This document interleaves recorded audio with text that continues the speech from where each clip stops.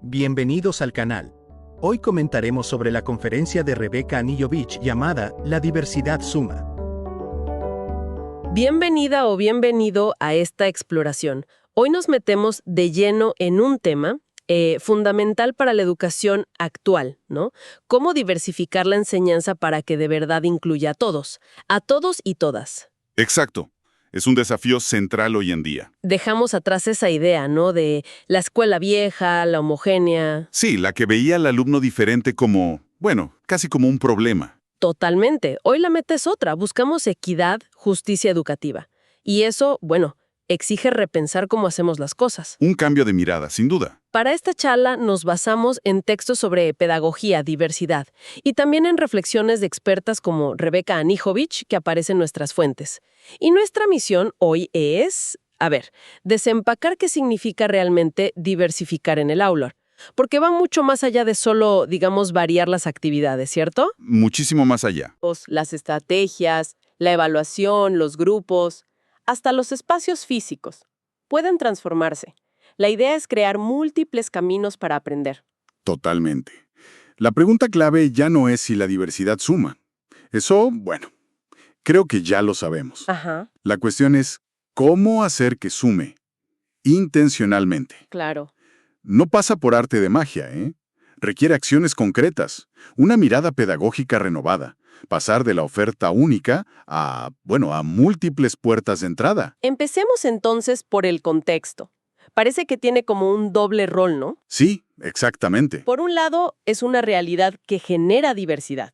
O sea, no es lo mismo una escuela acá que allá, un entorno que otro, las trayectorias de los chicos. Así es. Y ese contexto, por otro lado, es algo que tenemos que considerar activamente al planificar. Ah, bien. No basta con mirar solo las características del estudiante, su subjetividad, digamos, su forma de ser, de sentir. Entiendo. Es clave analizar las condiciones pedagógicas, los contextos donde aprenden.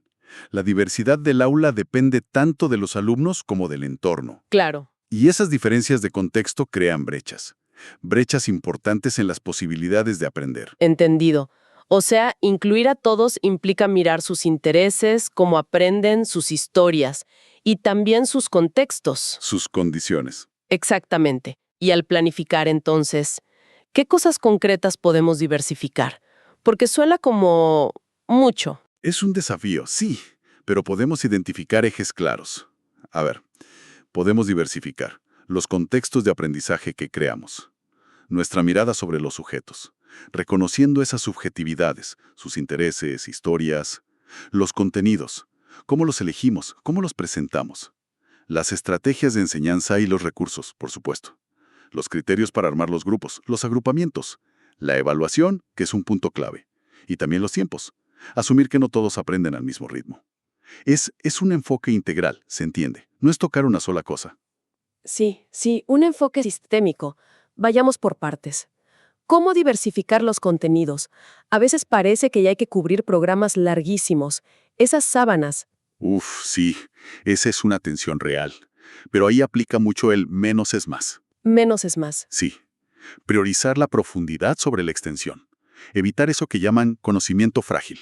Conocimiento frágil. Claro, ese que se aprende para el examen, se aprueba y ¡puf!, se olvida. Ah, sí, lo conozco bien. La clave es combinar lo común, lo esencial, para formar ciudadanos, con los intereses de los estudiantes. Hay una pregunta que leí en las fuentes que me pareció genial como guía. ¿Qué se perdió un alumno que faltó a mi clase? Esa es buenísima. Si la respuesta es una fecha, un dato, algo que encuentra en Google en 2 segundos, Houston, tenemos un problema. como dice la experta. Tal cual. Si la respuesta es algo así, fácil de googlear, quizás lo importante no estuvo ahí. El valor de la clase tiene que estar en otra cosa. ¿En qué entonces? En desarrollar habilidades complejas, pensar críticamente, hacer buenas preguntas, dialogar con el que piensa distinto, analizar perspectivas. Eso sí justifica el encuentro. Y eso combate la idea de correr para terminar el programa. Implica necesariamente que los docentes hagamos un recorte, una selección consciente de contenidos.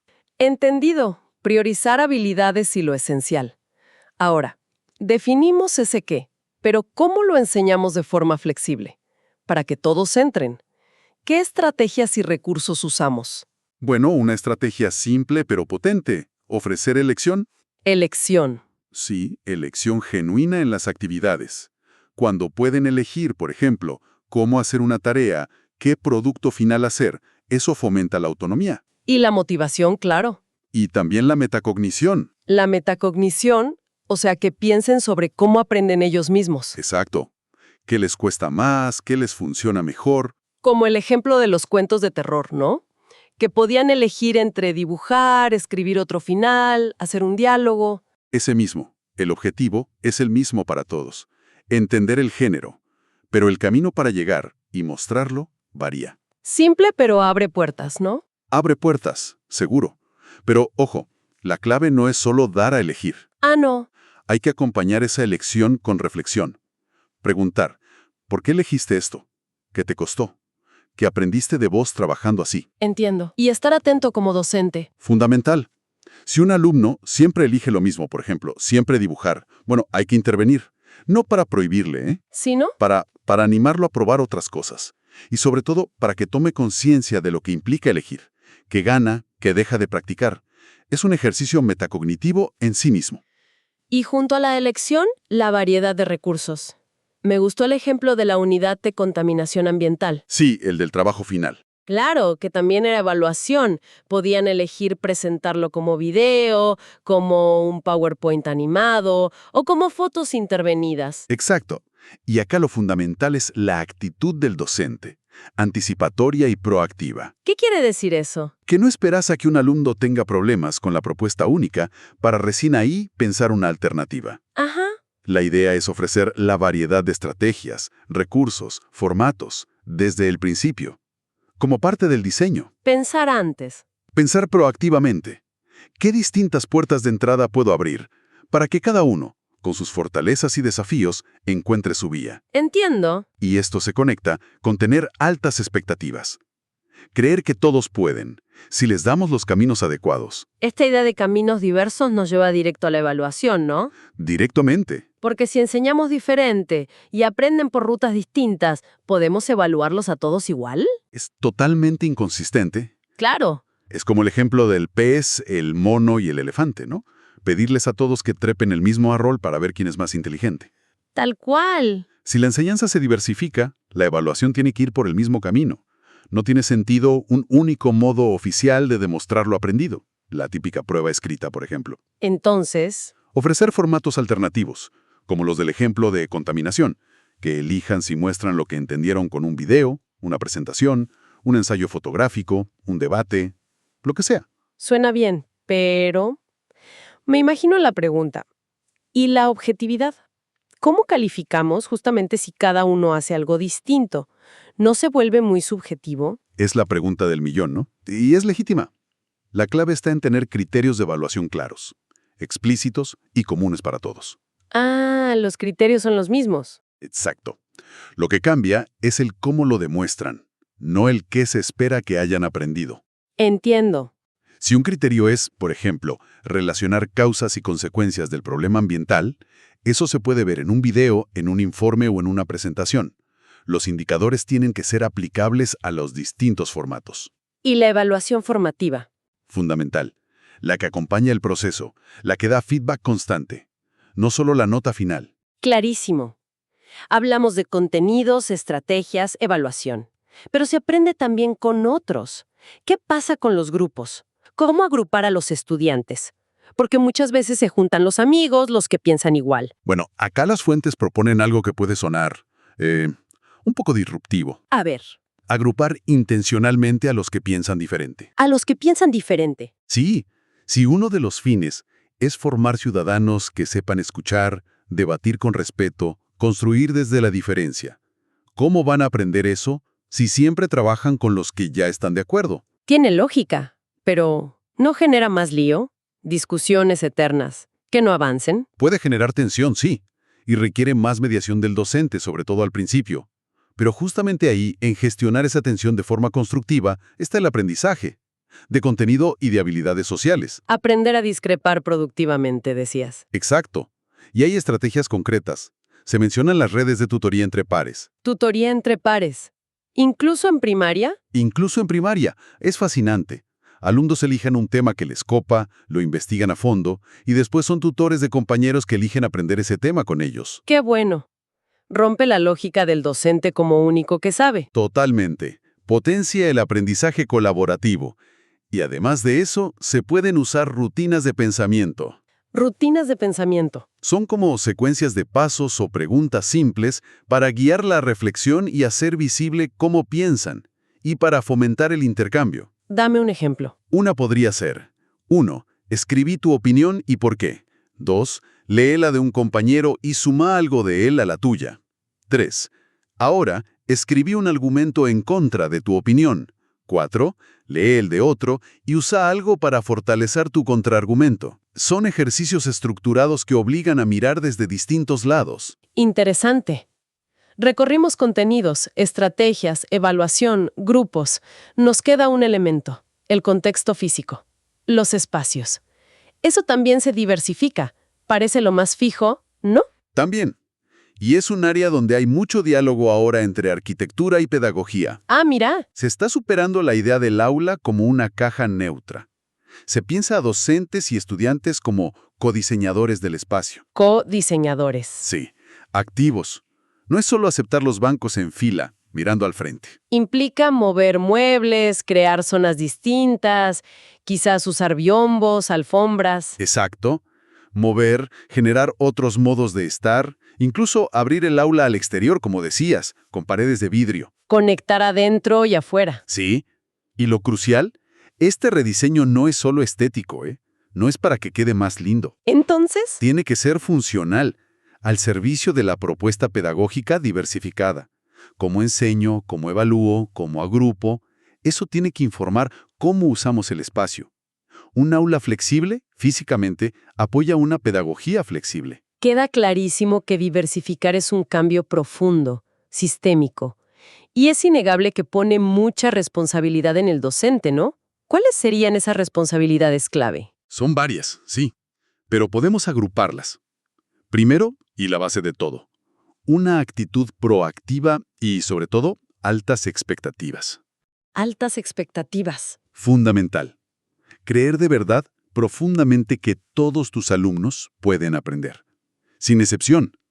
Tu rol es encontrar los medios para que lo logren.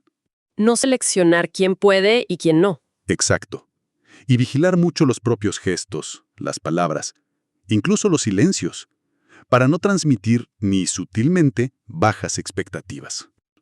Pero la creencia de fondo de que hay chicos que no pueden, puede seguir ahí, más escondida. Claro. Esa creencia firme en que todos pueden es el motor. Después viene la responsabilidad de diversificar activamente todo lo que hablamos. Contexto, contenidos, incluyendo la valentía de recortar para priorizar, estrategias, recursos, grupos, evaluación, tiempos. Es un diseño constante. Y guiar a los alumnos en la elección y la reflexión sobre cómo aprenden. La metacognición. Sin duda. Y un tercer pilar esencial, desarrollar una práctica reflexiva. Reflexionar sobre la propia práctica. Sí, la enseñanza en aulas diversas es compleja, llena de imprevistos. No hay manual. Necesitas parar, mirar críticamente lo que haces, analizar qué funciona, qué no, por qué, y buscar alternativas. La reflexión es clave para navegar la incertidumbre. ¿Pero cómo? ¿Solo? Suena como otra carga más. Idealmente no. La reflexión es mucho más potente junto con otros, con colegas. En equipo. Buscar o crear espacios para compartir, analizar problemas, pensar estrategias juntos, apoyarse.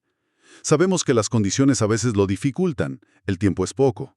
Sí, es verdad. Pero esa dimensión colectiva es fundamental para no sentirse abrumado. Y además, ojo, muchas transformaciones importantes en educación nacieron así, desde abajo. Desde los docentes. Desde docentes y equipos que reflexionaron juntos y se animaron a probar cosas nuevas. Desde ahí se pueden generar estrategias potentes, a veces incluso más allá de las políticas generales. Entonces, para resumir, diversificar la enseñanza no es solo tener un par de actividades distintas. Es un cambio profundo, ¿no? Profundo y sistémico. Afecta cómo vemos el aprendizaje, el currículum, la enseñanza, la evaluación, los grupos, el espacio. Todo. Es pasar de un modelo único que beneficiaba a algunos y dejaba a otros afuera. hacia uno que busca activamente construir múltiples caminos Múltiples puertas de entrada. para que todos encuentren su lugar. Exacto. La meta es la equidad, la justicia educativa, Y esto depende mucho de docentes proactivos con altas expectativas irrenunciables. y con una práctica reflexiva, ojalá colaborativa. Exactamente. Y lo importante es que no es solo teoría. Vimos ejemplos concretos. La elección con reflexión, recursos variados, evaluar distinto con criterios comunes, tutorías entre pares, rediseñar el espacio. Son estrategias aplicables Son herramientas. para hacer el aprendizaje más accesible, relevante, significativo, para la diversidad real que tenemos en las aulas. Nos quedamos pensando en la fuerza de esas estrategias colaborativas. La tutoría entre pares, agrupar a los que piensan distinto. Sí, son potentes. Y nos lleva a una última reflexión. Si repensamos a fondo cómo armamos la colaboración en el aula, enfocándonos no solo en aprender contenidos, sino en aprender con el otro diferente, del otro diferente, Ajá. estaremos cambiando algo más profundo. Quizás no solo que aprenden, sino cómo se ven a sí mismos, como aprendices capaces, miembros valiosos de una comunidad que se enriquece con sus diferencias, no que solo las tolera. Es una muy buena pregunta. Una pregunta para seguir explorando, ¿no? En la práctica de cada día. Gracias por escucharnos y por dejar tu manita arriba. Puedes consultar los apuntes de la conferencia en el primer comentario fijado. Apoya este proyecto con una manita arriba y compartiendo la información. Saludos.